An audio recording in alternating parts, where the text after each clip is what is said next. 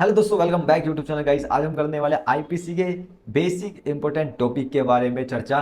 ठीक है, जो जैसे कि एसेंशियल एलिमेंट्स ऑफ क्राइम क्या होते हैं, ओके, और स्टेज ऑफ क्राइम क्या है, कोहेट और इन कोहेट ऑफ क्राइम क्या है, ओके, ड्राफ्ट किसने किया।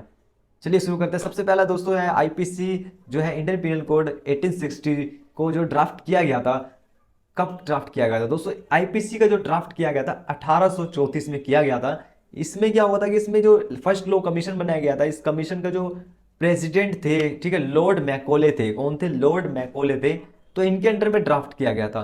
तो क्वेश्चन यही उठता है कि भाई आईपीसी को ड्राफ्ट किसने किया था? लॉर्ड मैकोले ने किया था। ओके, अब बात करते हैं भाई, आईपीसी को ड्राफ्ट तो कर दिया, आईपीसी बन चुकी है। अब इस आईपीसी को हम क्या है, उसको लागू भी तो करेंगे इंडिया में। तो लागू करने के लिए इंडिया में इसमें जो एनेक्टमेंट किया गया था, तो साइन किया गया था भाई गवर्नर के। तो इसमें जो है 6 अक्टूबर 1860 को, 6 अक्टूबर 1860 को इस पर साइन कर दिए गए। फिर उसके बाद आईपीसी को लागू कब किया गया था? आईपीसी को 1 जनवरी 1862 को इसको लागू कर दिया गया था। ठीक है, ये हमारा क्लियर हो चुका है टॉपिक भाई, आईपीसी को ड्राफ्ट किसने किया था और आईपीसी को लागू किसने किया गया था। तो ये हमारा टॉपिक क्लियर है। 1 जनवरी 1862 को लागू कर दिया गया था। अब बात करते हैं कि ऑफेंस की बात कर देते हैं भाई। ऑफेंस जो है, ऑफेंस को डिफाइन किया गया है आईपीसी के सेक्शन 40 में, धारा 40 में इसको डिफाइन किया गया है ऑफेंस को। इसके अंदर क्या है कि पनिशेबल ऑफेंस जो है पनिशेबल बाय लॉ भी है और प्रोहिबिटेड बाय लॉ भी है। ठीक है, प्रोहिबिटेड बाय लॉ का मतलब होता है दोस्तों, जैसे कि अब कोई स्मोकिंग कर रहा है, अब यहाँ पे लिख दे भाई यहाँ पे स्मोकिंग करना सख्त मना है क्योंकि जुर्माना लग सकता है, तो प्रोहिबिटेड बाय लॉ है। ठीक है, अब पनिशेबल बाई पनिशमेंट भी दी जा सकती है, जो पनिशेबल बाई लॉ होते हैं पनिशेबल दी जा सकते हैं उनपे। क्राइम की बात करें, जैसे कि कोहेट और इनकोहेट क्राइम क्या होते हैं क्राइम में। अब कोहेट क्राइम उसको बोलते हैं कि जो पूर्ण हो चुके हैं। अब ए है, वो चोरी करने जाता है, अब उसने चोरी कर ली तो वो क्या है? कोहेट क्राइम है। अगर चोरी नहीं करता तो इनकोहेट क्राइम है। ठीक है, इनकोहेट मतलब चोरी नहीं करी तो अटेम्प्ट तो किया। हाँ भाई, ए ने क्या है, बी के जेब में हाथ डालने की, हाँ, भाई बी के जेब में परस है, उस परस को निकालने की कोशिश कर रहा है, और वो परस जैसे उसने हाथ डाला तो क्या हुआ, उसमें परस ही नहीं है उसके अंदर, तो अटेम्प्ट तो किया। तो अटेम्प्ट है वो इनकोहेट क्राइम है। ठीक है, तो कोहेट क्राइम और इनकोहेट क्राइम की बात कर रहे हैं हम। कोहेट क्राइम जो पूरा हो चुका है, इनकोहेट क्राइम जैसे कि अटेम्प्ट हो गया, जैसे कॉन्स्पिरेसी होगी भाई, ए और बी ने कॉन्स्पिरेसी रची। ठीक है, तो कॉन्स्पिरेसी का रची, तो उसमें क्या कॉन्स्पिरेसी पूरी नहीं हुई है तो कॉन्स्पिरेसी रची है ना, तो वो क्या इनकोहेट क्राइम है।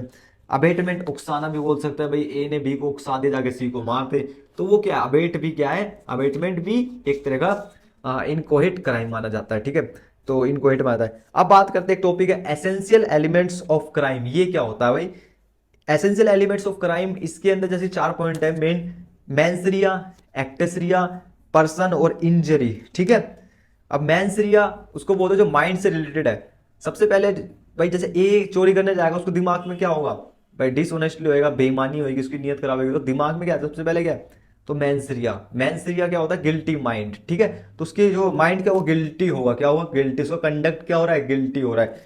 ठीक है, अब माइंड गिल्टी हो रहा है, तो अब ये अब इसमें बताऊं भाई, ये अप्लाई कहाँ हो रहा है, कहाँ पे नहीं अप्लाई होता है? अप्लाई होता है जैसे इंटेंशन, उसकी पहले से कोई इंटेंशन है, कोई भी क्राइम करने से पहले से इंटेंशन है तो मैंसरिया में आएगा।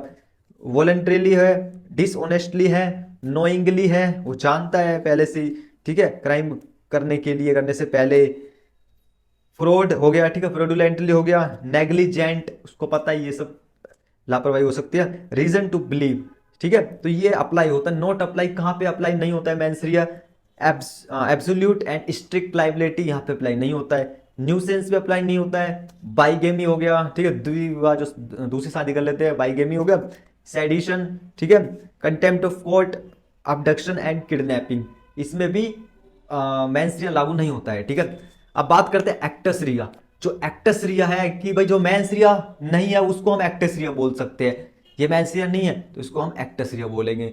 ठीक है भाई, तो भाई ए जैसे कि होता है ना भाई, उसका दिमाग में पहले से ही दिमाग में नहीं था, ए और बी ने एकदम से लड़ाई कर ली भाई, कोई ना कोई कारण है। कारण का मतलब है जैसे कंधा लग गया भाई, ए जा रहा है बी जा रहा है, दोनों के आपस में एकदम से कंधा लग गया।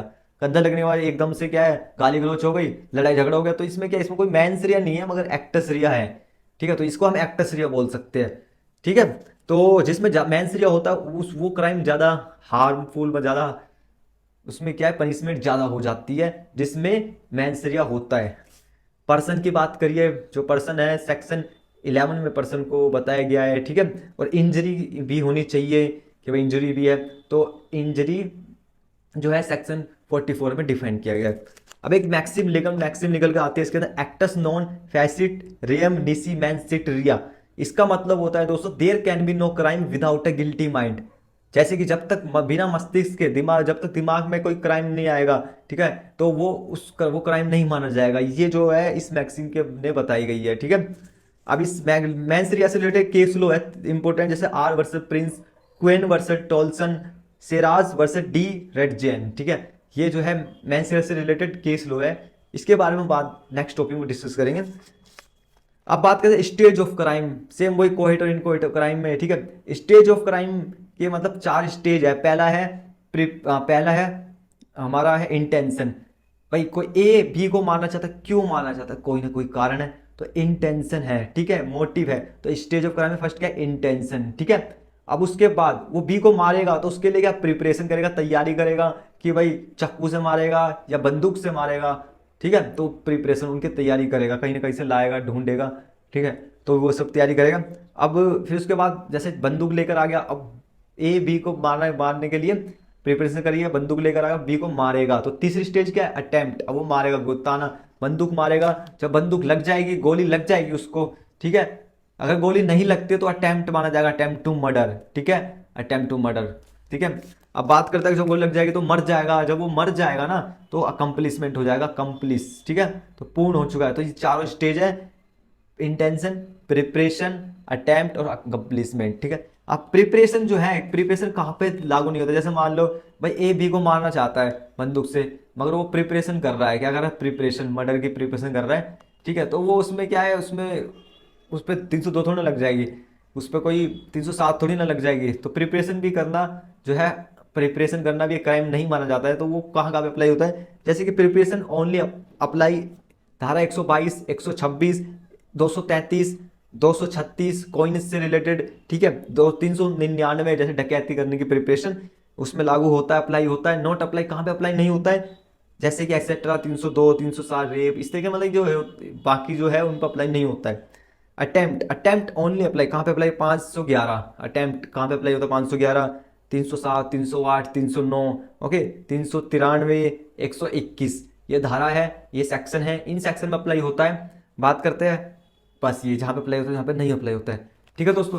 तो ये जो है बेसिक पॉइंट थे जो हमने कवर किए है कि भाई जो आईपीसी ड्राफ्ट किसने करी, लागू कब हुई, और कोहेट इनकोहेट ऑफेंस क्या क्राइम क्या होते हैं, ठीक है, और essential elements of crime, stage of crime. तो ये पॉइंट थे, ये हमने करे, डिस्कस करे। बाकी मिलते हैं नेक्स्ट वीडियो में।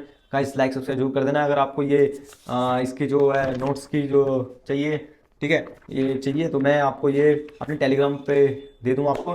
टेलीग्राम को ज्वाइन करो, लो हिंदी बाबा, ठीक है, उसको ज्वाइन कीजिए, टेलीग्राम पे मिल जाएगा आपको, ये मैं पीडीएफ सेंड कर दूंगा। मिलते हैं नेक्स्ट वीडियो, धन्यवाद, ओके, जय हिंद, जय भारत।